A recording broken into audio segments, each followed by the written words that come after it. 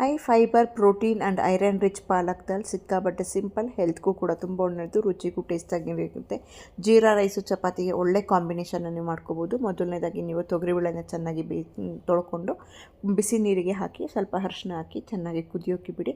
ಒಂದು ಕುದಿ ಬಂದಮೇಲೆ ಈ ಮೇಲ್ಗಡೆ ಏನು ನೊರೆ ಬರುತ್ತೆ ಆ ನೊರೆನೆಲ್ಲ ತೆಗೆಯೋದ್ರಿಂದ ನಿಮಗೆ ಹೊಟ್ಟೆ ಬ್ಲೋಟ್ ಆಗೋದಿಲ್ಲ, ಎಲ್ಲ ಗ್ಯಾಸ್ ಫಾರ್ಮ್ ಆಗೋದಿಲ್ಲ, ಮತ್ತು ರುಚಿನೂ ತುಂಬ ಚೆನ್ನಾಗಿರುತ್ತೆ.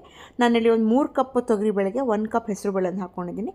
ಕ್ವಾಂಟಿಟಿ ಜಾಸ್ತಿ ಮಾಡ್ಕೊಳ್ಳಿ. ನೀವು ಬೇಕು ಅಂದರೆ 1.5 ಕಪ್ ತೊಗರಿಬೇಳೆ, ಒಂದು ಅರ್ಧ ಕಪ್ ಹೆಸರುಬೇಳೆ ಹಾಕ್ಕೋಬೋದು. ಹಾಕಿ ಕೂಗಕ್ಕಿಡಿ. ಆ ಬೇಳೆ ಬೇಯುವಷ್ಟರಲ್ಲಿ ನೀವು ಒಂದಿಷ್ಟು ಒಗ್ಗರಣೆ ಹಾಕ್ಕೊಳ್ಳಿ.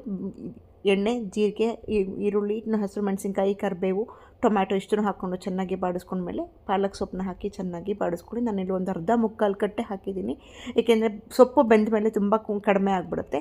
ನಂತರ ಬೇಸಿಕ್ ಸ್ಪೈಸಸ್, ಧನಿಯಾ ಪುಡಿ, ಜೀರಿಗೆ ಪುಡಿ, ಗರಂ ಮಸಾಲ, ಸ್ವಲ್ಪ ಕಿಚನ್ ಕಿಂಗ್, ಅರಿಶಿನದ ಪುಡಿ ಮತ್ತು ರುಚಿಗೆ ತಕ್ಕಷ್ಟು ಉಪ್ಪನ್ನು ಇಷ್ಟನ್ನು ಹಾಕಿ ಹಸಿ ವಾಸನೆ ಹೋಗೋವರೆಗೂ ಚೆನ್ನಾಗಿ ನೀವು ಬಾಡಿಸ್ಕೋಬೇಕು.